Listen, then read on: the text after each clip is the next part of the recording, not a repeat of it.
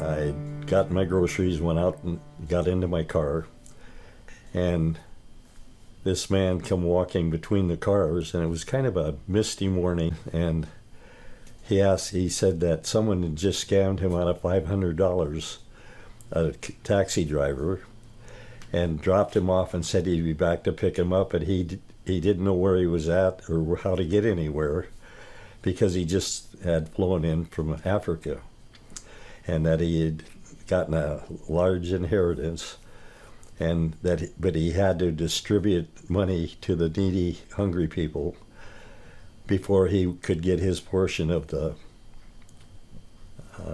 inheritance. And he had a letter that he pulled out to show me. Two people basically select a good victim, target them, and then scam them. And what they do essentially is person A approaches someone in usually a parking lot of a store. They always select someone who's older, in my experience. The story that usually comes out is that they are from Africa, they've just inherited millions of dollars, and they have to give this money to some kind of charity. So they convince the elder to drive them somewhere, to a McDonald's typically, and there, lo and behold, is the accomplice. And suspect number one calls over suspect number two, the accomplice, and says, "Hey, can you help us?" And sort of tells the same story to suspect number two, who pretends to be completely, innocent and to not know suspect number one. And suspect two gets in the car with the victim who's driving, and they tell the victim to drive them to a bank where suspect number two pretends to withdraw money from their bank. They basically walk away, go towards the bank, and come back, and they have a roll that looks like a roll of cash, and actually it's usually a couple of dollars wrapped around newspaper.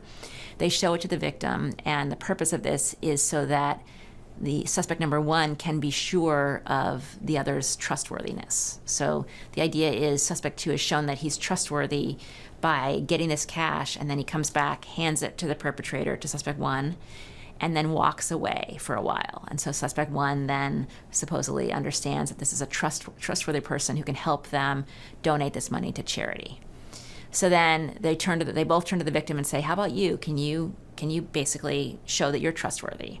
And the victim who falls for it says, "Okay," and usually goes to their bank, or in this case, in Leonard Randall's case, drove to his home where he took out $51,000 plus his wife's jewelry to show them he's trustworthy. And so they said, "Well, take us back down to McDonald's." So I drove down there, and as I pulled in, they said, "No, don't park next to McDonald's. Go out in the middle of the lot there." So I went in the middle of the lot and parked, and then I had put the money I had under the front seat between my feet, and Dodge was in the back seat. And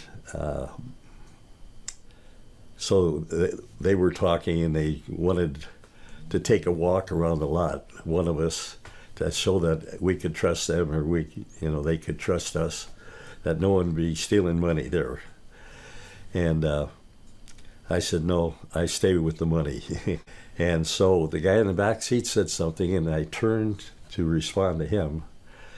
And Bowen reached over. I'd put the money bag up on my lap because the guy in the back was digging around the back seat, like reaching under the seat. And I had the money bag on my lap. Bowen grabbed it and threw it to the guy in the back, who bailed out of the back window, the back seat, and ran. Ironically, my sister and I were both ringing his phone during this whole process. And when she had called him first, he had mentioned that he was with a couple guys that were Christians, and didn't really say what he was doing, but he was in a real hurry to get off the phone. And so she called me, and she was concerned about it. So she says, "You better call Dad and see if you can get more out of him, because I don't know what he's doing. I'm just uncomfortable." So sure enough, I called him, and he was too busy to talk to me. And so we thought, okay, well, I guess at this point we just pray everything's okay, because he's not cooperating with telling us what's going on.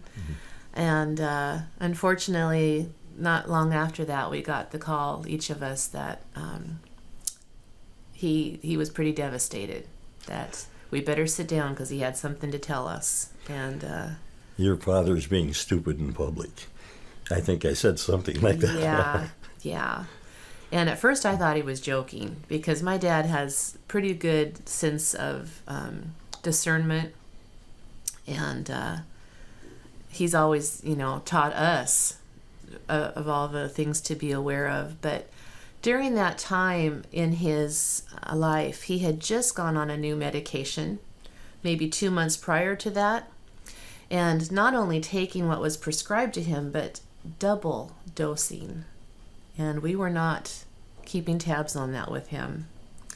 But we did both notice a cloudiness in whether he would be repeating his stories to us at that time, or just kind of foggy, really tired, more so than normal. And that was concerning to us. But we know he has diabetes, and that goes up and down sometimes in its numbers, and that can affect him. But we didn't realize that this blood pressure medicine was really taking a toll on his clarity to that extent of making bad judgment during that time. So I drove over to the police department, and they called an officer out of the field that took the report. And after they took the report, there was no mention of processing the car or anything. So I knew enough, being a police officer and in some pretty good assignments, how to handle the evidence. So I drove to my house, drove in the garage, locked the car in the garage, and waited for the police to make contact to come down to process the car. Well, it didn't happen, and my car sat there a couple days. I locked in the garage. I had the only key, didn't worry about it going anywhere. And I finally said, well, I'm going to go look through the car without handling a bunch of stuff. I opened up, and I'm looking over, and there's an envelope between the two seats, front seats. So knowing how to handle that properly, I did, and took it up to the police station and turned it over to the officer on duty there. And then I had written a statement as to what had happened, step by step. And so he brings the envelope in, and he says, I didn't touch it. I didn't, my hands or my fingerprints are not on there. And I took the envelope, and we send it to AFIS, which is the Automated Fingerprint Identification System, to test it for latent prints. The next thing I know, I'm informed that they picked up a fingerprint, and that was probably a month or so afterwards, that they got a print off the envelope, and that they sent it to the lab.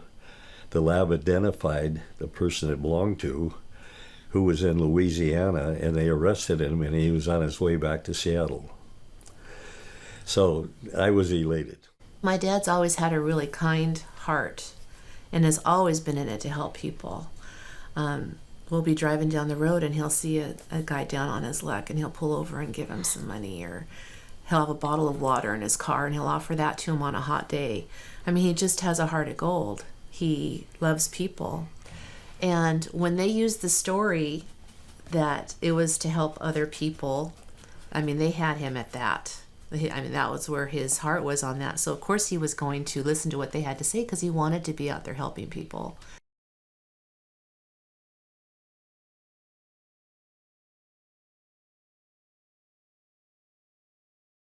He's lost. He doesn't know where he's at because he's from Sierra Leone, out of the country.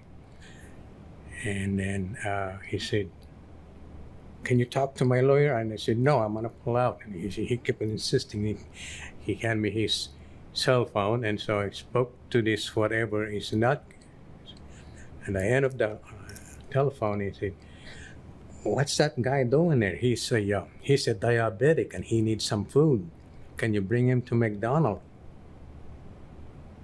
Out of pity in my mind, well, of course, I'm on my way back home. I can maybe just drop him off.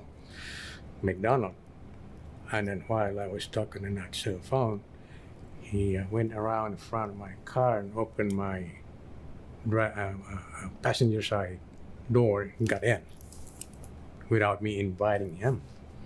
Okay, he got in, started opening this smaller than this bag, black bag.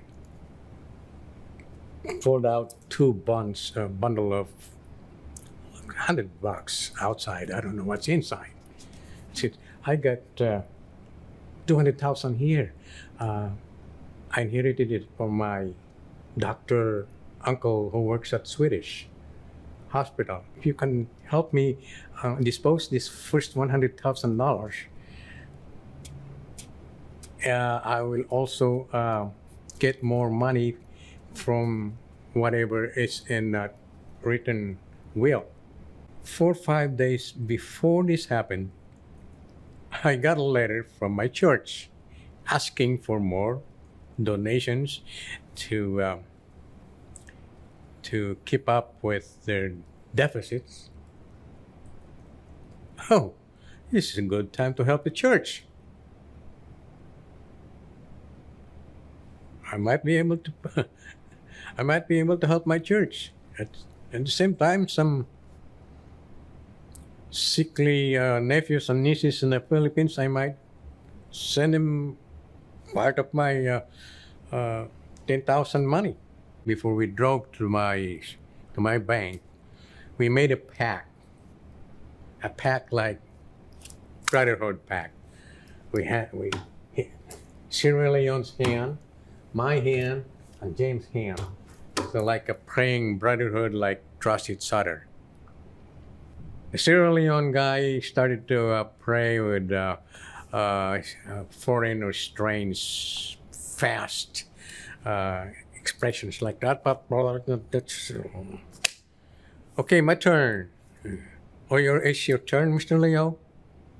Okay, you want me to? I will. So I thank God's blessings that all these things that we are going to do will be in His guidance and His direction, and protect us from any harm. That was a sincere prayer. A sincere prayer. As soon as I gave the 5,000, he pretended again to put the money inside the glove compartment. And now it's my turn to walk around the block to show him that I trusted him too. Silly me, I added more blocks. When I got there, they're no longer there. My father's very intelligent, so I'm like, I'm you. on immediate like, oh my God, you let a stranger in your car? Oh my God, you gave him personal information about where you live, what's your driver's license? And I was just in shock. I'm like, we've been taught not to talk to strangers. We've been saying, oh no, I can't help you, whatever. But that wasn't that's not what happened. And so right away what I saw was, oh, this was very intentional. He was profiled. Trying to help a guy who is diabetic,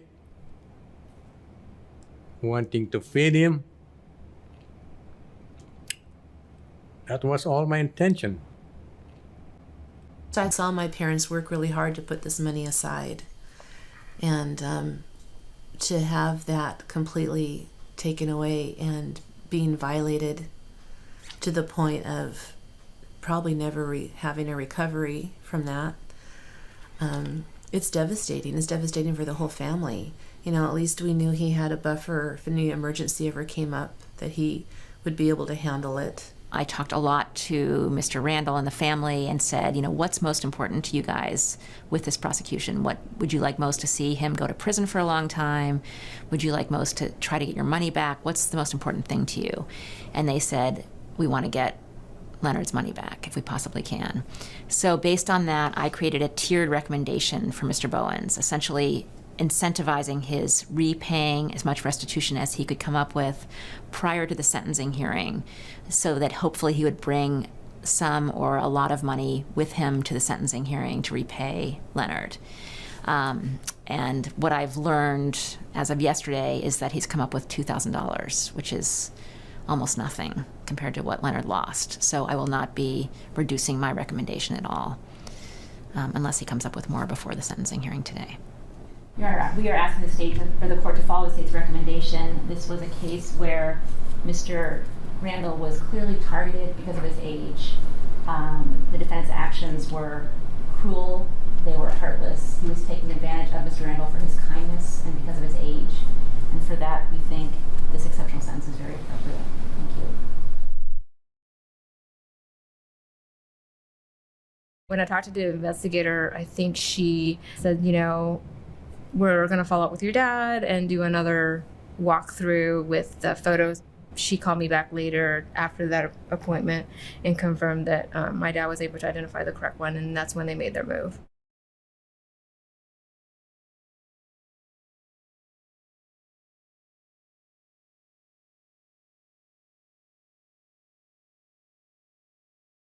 I felt bad. Why will, when I try to help people, why will I get something bad? So I kind of blame myself for too much softness in my heart. So I just went ahead and prayed hard. My first few nights were nightmares, but it happened, and maybe that's what God wanted me to experience, so that I can tell people to be careful.